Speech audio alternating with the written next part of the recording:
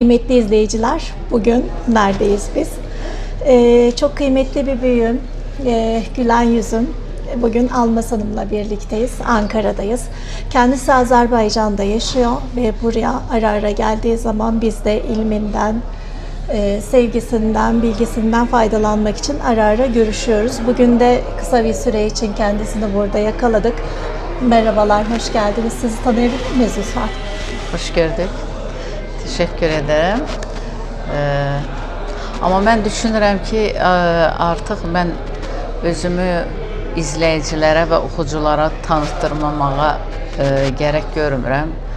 Çünki artıq 10 ildən artıqdır ki, Dünya Jurnalistlər Birliyi məhz Ankara'da fəaliyyət göstərir və mütəmadi olaraq, yəni Azərbaycanı Türkiye'de temsil edən Dünya Jurnalistlər Birliyinin həyata keçirdiyi projelerde, həyata keçirdiyi tədbirlərdə, toplantılarda bacardığım qədər iştirak etməyə çalışıram. Və mənə elə gəlir ki, artıq Ankara'nın az da olsa yəni media üzü və bizim başkanlarımız tərəfindən, bir çox başkanlarımız tərəfindən tanınıram. Almaz İlahi Əhmədova bir marka oldu. Bunu herkes biliyor ama yani tamamen yazar, dünyanın tanıyabilmesi için tabii ki sizlerle buluşturmam gerekiyor. Teşekkür ederim. Bu isimle tanındım ben. Yani kalemimle, dürüst sözümle, düşüncelerimi bildiyim kimi, gördüyüm kimi çatdırmağımla tanındım mən deyərdim. Çünki siz bilirsiniz ki, media elə bir sahədir ki, bugün düzgün informasiya, düzgün xəbər hər zaman yəni izləyicilər tərəfindən axtarılır. Axtarılır ona görə ki, bəzən hətta son zamanlar biz aynı zamanda söhbətimiz əsnasında da deyirik ki, hansısa bir xəbəri oxurkən deyirik, görəsən bu xəbər doğrudurmu? Bir sual yaranır. Bu sual nədən yaranır? Demək ki, insanlarda artıq mediaya güvən itmiş. Doğru xəbəri hər zaman axtarılır. İnsanlar tərəfindən, camiyə tərəfindən düzgün xəbər anlayışı artıq bizim cəmiyyətimizdə azalıb. Güvənilmir. Onun içində beni tanıyanlar, çevrəmdə olan arkadaşlarım, media nümayəndələri və eyni zamanda yazar dostlarımız və bu illər ərzində olan xidmətimizdən də görürlər ki, mən yazaramsa düzün yazaram, söylərəmsə də yenə də düzün söylərəm. Kaleminizin doğruluğu, dürüstlüğü ve tarafsız bir gazeteciliğinizi tabii ki gazete camiasının, hatta dünyanın tamamı biliyor bu konuda. Ayrıca Almaz Hanım'ın kitapları, şiirleri de çok ünlüdür ve bu noktada da örnek aldığım bir şahsiyettir kendisi. Biliyorsunuz ben de hani gazeteye yeni başladım. Tabii ki duayenimiz Almaz Hanım gibi olamaz ama bizim bir uhdemiz vardı kitap yazımı, basımı konusunda. Kendisi de beni bu konuda çok desteklemiştir ve yolundan gitmeye çalışıyorum. Sizlere de kitaplarını tavsiye ediyorum. Yeni bir hayata gelecek olan bir kitabımız var diye biliyorum. Evet. Bu konuda ne söylemek istersiniz? Yaradıcılığıma qalanda açıq etiraf edeyim ki, çox təəssüflər olsun ki, uzun illər Türkiyədə olmağıma rağmen mən Türk dilində, yəni Türkçə oxuna biləcək kitab dərc etməmişəm. Amma artıq qərar vermişəm ki, bir neçə kitabım artıq Türk dilinə tərcümə olunub və üzərində çalışılır. İnşallah ki, Ankara'da da Allah nəsib edərsə bir imza törəni, bir imza günü, bir gün təşkil edərik Allahın izni ilə və qələmimizin yəni oxucularımızın anlayacağı bir şəkildə onlara təqdim edərik. Amma mən eyni zamanda Türkçə dedikdə mən bir şey vurğulamaq istərdim. Yani bugün bizim Azərbaycan dilində dediyimiz, yəni türklərin mən həmişə Azərbaycanı coğrafi bir məkan kimi, yəni bildirirəm. Yəni bunu tarix də göstərir ki, illərlə gələn tarixi faktorlar da onu göstərir ki, türklərin parçalanması üçün olan bir siyasi addımların qurbanıdır bugün türklər. Yəni bugün Özbəkistan, Qazaxıstan, Türkmənistan, bilməm Azərbaycan, Qırğızistan, yəni yenə də saya bilərəm. Bunların verilən adların hər biri coğrafi adlardır. Yəni biz hər birimizin soyu türk soyudur. Biz tək millətiz. Və bugün bizim bəzən danışıq tərzində söylənilir ki, Azərbaycan dili, bugün bizim konuşduğumuz dil var ya, bizim konuşduğumuz Azərbaycan dili dediyimiz, danışdığımız sözlər əsl öz türkçədir. Yəni köhnə Osmanlı və əski türkçəsidir. Və mən bugün burada, yəni sizin efirinizdə türkçəndə danışa bilərdim. Yəni siz artıq bilirsiniz ki, mən türkçəyi də, yəni elə də belə deyək də bilmirəm, yəni yetərincə bilirəm. Amma mən çox istəyirəm ki, bizim yəni bugün izi itirilməkdə olan, Türkiyədə izi itirilməkdə olan, yəni bu dil, bu sözlər, bu ədəbi kəlamlar itməməsi üçün Azərbaycan dediyimiz Azərbaycan dilində əski türkçənin itməməsi üçün məhz proqramı da bu şəkildə danışmaq istədim və mən hətta aynı zamanda bu Ölkə Postası qəzetinin redaksiyasına da belə bir təklifdə bulunmaq istəyirəm. İnşallah ki, mənim həmkarlarım və Posta qəzetinin rəhbərliyi də bunu nəzərə alar. Mən çox istərdim ki, sizin qəzetinizdə köşə bir yazı və yaxud hansısa bir yazı hər dəfə Azərbaycan dilində yazılsın və bu həm bizim əski dilin, yəni türkçənin, əskisinin kaybolmaması üçün çox gözəl bir addım olardı və mənə elə gəlir ki, elə bu addımı da ilk Ölkə Postası həyata keçirdərdi. Çünki mən bugün arkadaşlarla və yaxud dostlarımızla görüşərkən, hətta elə bir dostlarımız deyir ki, Elmas xanım, biliyor musunuz, mən Azərbaycan dilində danışıram onlarla. Onlar deyir ki, biliyor musunuz, deyir, mənim baba annem və yaxud anne annem məhz sizin bu danışdığınız bu sözləri istifadə edirdi. Mən deyir, bunların hepsini duymuşam anne annemdən və yaxud baba annemdən. Bu onu göstərir ki, demək ki, bizim ulularımız, nənələrimiz, yəni böyüklərimiz bu dili çox gözəl bilmiş. Amma çox təəssüf ki, bugün həmin dil bizim gənc nəslə gəlib çatdırılmır. Və bu gənc nəsil bu zəngin dili kaybetməməsi üçün, itirməməsi üçün Ölkə Postasında bir Azərbaycan sayfası, Azərbaycana bir yer verilsin və aynı zamanda onu da qeyd edeyim ki, Dünya Jurnalistlər Birliyində hər zaman Türkiyənin və aynı zamanda sizin və Türkiyədən bir çox yazarlarımızın yazıları mütəmadi dərc olunur və işıqlanır. Məhz Azərbaycanın da o yazıları qəzetə tökülərsə, mənə elə gəlir ki, bu gənc nəslimiz üçün çox gözəl bir addım olar və onların bu ədəbiyyatlarını, belə deyək, Azərbaycan dediyimiz Türk ədəbiyyatının kaybolan o sözlərinin geri dönüşünə imkan yaratmış olar Ölkə Postası. Tamam, bunun sözünü bugün alıyoruz o zaman. Yarın köşenize bekliyoruz. Olur, problem değil yani benim için. Mən çox istərəm aynı zamanda onu da qeyd edeyim. 2016-cı ildə, düz 10 il bundan öncə Azərbaycanda aprel döyüşləri oldu, Qarabağ savaşları zamanı və ilk mən Türkiyədə, Türk mediasında istədiyim həmkarlarımdan o oldu ki, Azərbaycanda olan şəhidlərin tanınılması ilə ilgili mən addımlar atdım və təşəkkür eləyirəm ki, və həmin səsimə də səs verildi və bir çox, hətta mən deyərdim, ən çox Yalova komda bizim yazılarımız daha çox şəhidlərimiz haqqında işıqlandı. O zamanlar 2016-cı ildən konuşuyorum ben.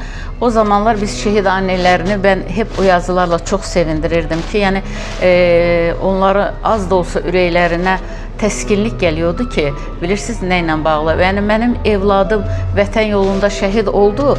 Bunu tek Azərbaycan değil, Türk dünyası tanıdı. Şəhidlərimin tanıdılması için attığım addımda mən yenə də ölkə postasında məmnuniyyətlə şəhidlərimiz haqqında, şəhidlərimiz haqqında, qəhrəman Türk qadınları haqqında yazılar verməyə hazıram. İnşallah ki, əməkdaşlığımız da devam eder. İnşallah, onur duyarız başkanım. Sizler de biliyorsunuz ki ben yaklaşık 2 sene boyunca Almaz Hanım'ın Kadın Kolları Genel Başkanıydım. Ben Ankara'daydım, kendisi Azerbaycan'da ama Can Azerbaycan'da bizde bir gönül bağı oluştuğu için kendisini hem başkanımız olarak görüyoruz, hem kadın lider olarak görüyoruz. Kadınlara vermiş olduğu hizmetlerden dolayı kendimizi artık idolleştirmiş durumdayız. Çünkü birçok kadın artık Türkiye'de sizi çok rahatlıkla tanıyor. Şehitler üzerindeki sizin görüşlerinizi biz yol iz bildik. Bu nedenle de hep şehitlerimiz üzerine etkinlikler yapmaya çalıştık. Yarın 15 Temmuz başkanım. Yani bu 15 Temmuz'da sizin izlenimleriniz nelerdir? Yani herkesin bir hikayesi oldu 15 Temmuz'da. Sizin hisleriniz ne oldu bu yönde? Bu haqda nə deyə bilərəm? İnanın, məhz 15 Temmuz günü mən Türkiyədəydim, İstanbuldaydım. O hadisələrin də canlı şahidlərindən biri oldum. Demək, ben bizim Azərbaycanın çox möhtərəm, ziyalı Zərifə xanımla birlikdə İstanbula yeni çatdıq. Otelə yeni yerləşmişdik ki, bu haberlə karşılaşdıq. Yəni tankların səsi, güllələrin səsi birebir yaşadınız yani. Birebir yaşadık. Hatta birkaç gün o meydanlarda iştirak ettim ben de. Yani canlı şahidlerinden biri de ben oldum. Çok yani kalp ağrıdıcı bir məqamların şahidi olduq. Ve orada yaşından asılı olmayaraq, yani o meydanlara üst tutan anneler, babalar, 7'den 70'e bütün insanların o meydanlara bayraqlarla Cumhurbaşkanının müraciətindən sonra axışmasının canlı şahidlərindən biri də ben oldum və ben de həmin gün, hətta indiki kimi hatırlayıram, biz oteldeyiz, bayraq bulamıyorum. Yani bayraq axtarıram, bayraq tapa bilmirəm ki, meydana mən də əlimdə bayraqla gideyim. Yani hatta otelden çıkarken resepsiyonda böyle küçük bir bayrak koymuşlar resepsiyona. İndiki kimi hatırlayıram.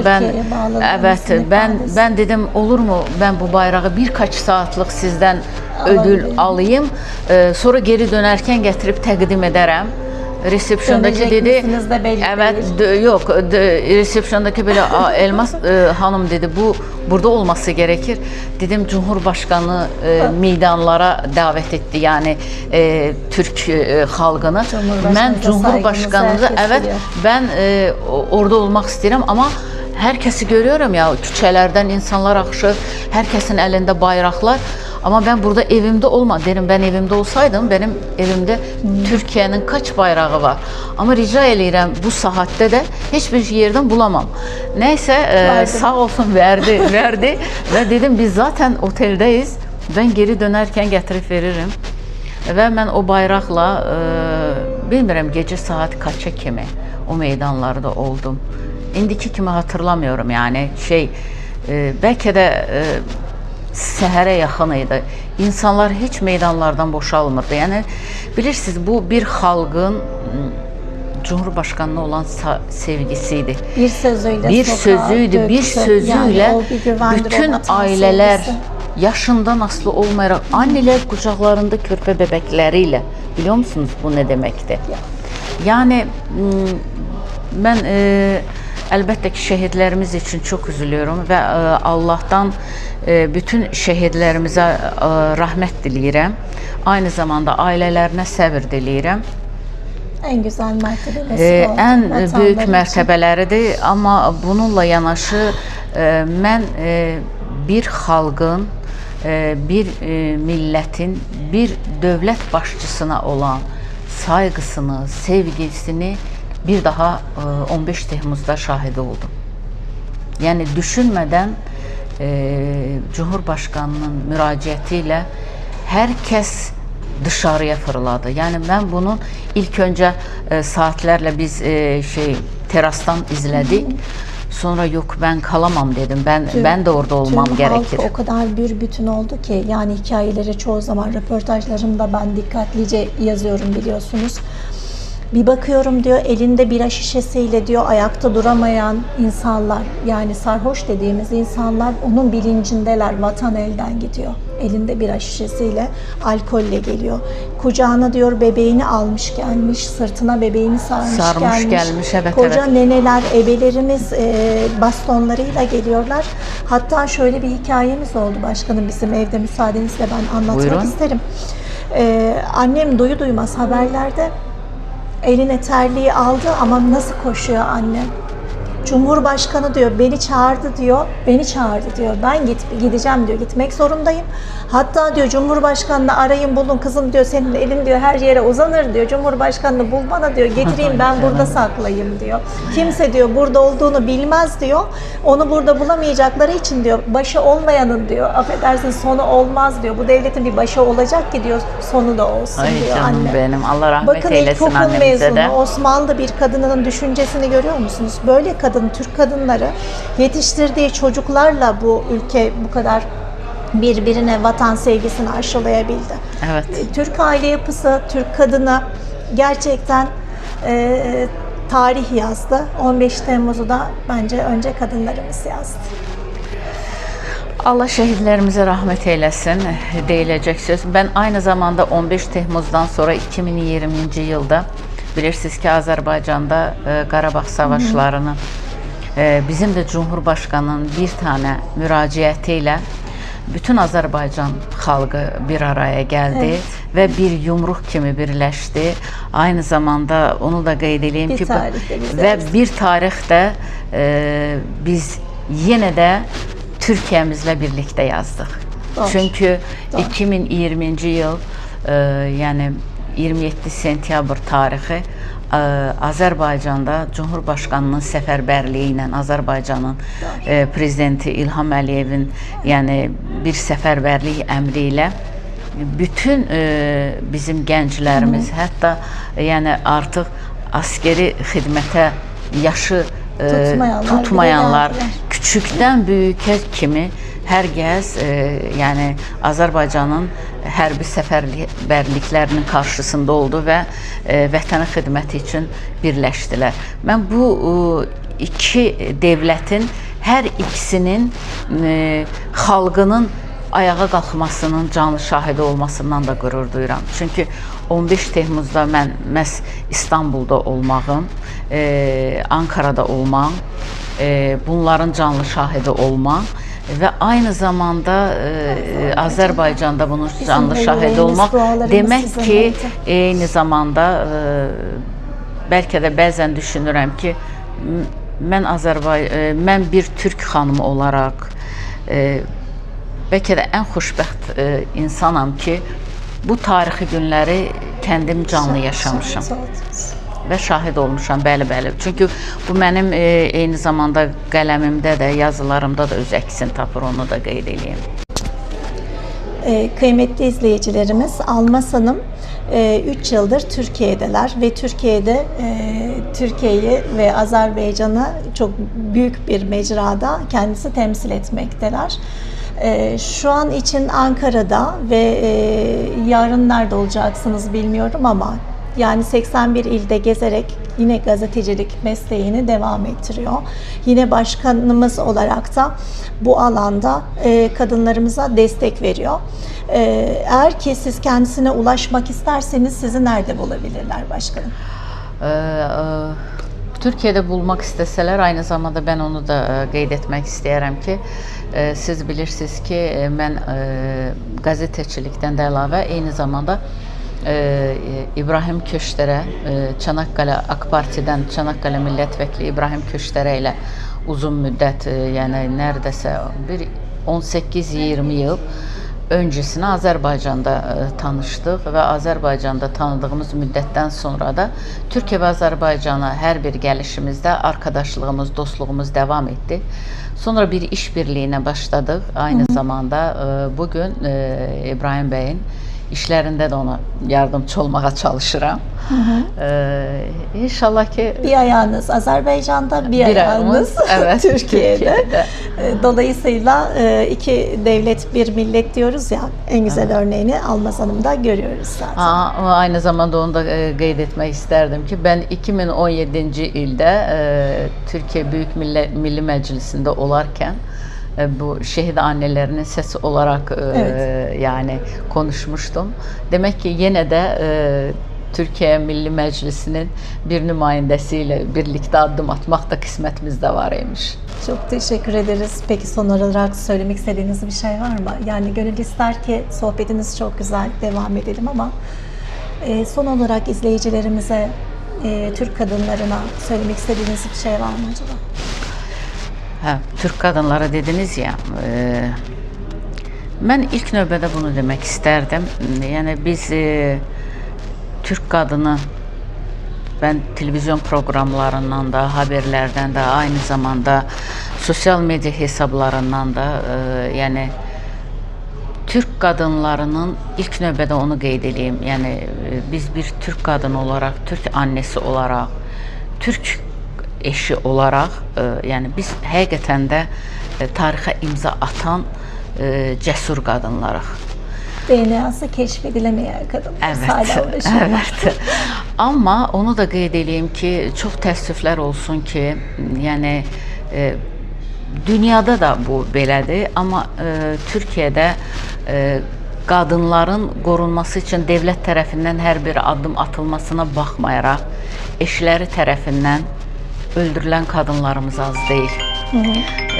Ve aynı zamanda onu da qeyd etmək istərdim ki, mən qadınların hep bir arada olmasının tərəfdarı olan bir insanım. Qadınların anne olarak, abla olarak, kardeş olarak birbirine sarılarak birbirlerinin yarasını sarmasını isterdim. Qadın çox böyük qüvvədir. Bəzən biz misallarda karşılaşırıq, yani yazılarda dünyanı gözəllik xilas edəcək. Aslında kalanda ben hiçbir zaman o deyimlə razılaşmamışam. Dünyanı qadınlar, annelər xilas edə bilər. Qadınlar mərhəməti ilə, sevgisi ilə, məhəbbəti ilə, sülh-sevərliyi ilə dünyamızı xilas edə bilər. Yalnız və yalnız qadınlarımıza uğurlar, sağlıqlı ömür və aynı zamanda bir-birlərinin əllərini bərk tutmasını arzu edirəm. Bu kadar. Kadın birliği çok kıymetli ve çok önemli. Ayrıca bir söz var, bugün de kendim bizzat okudum.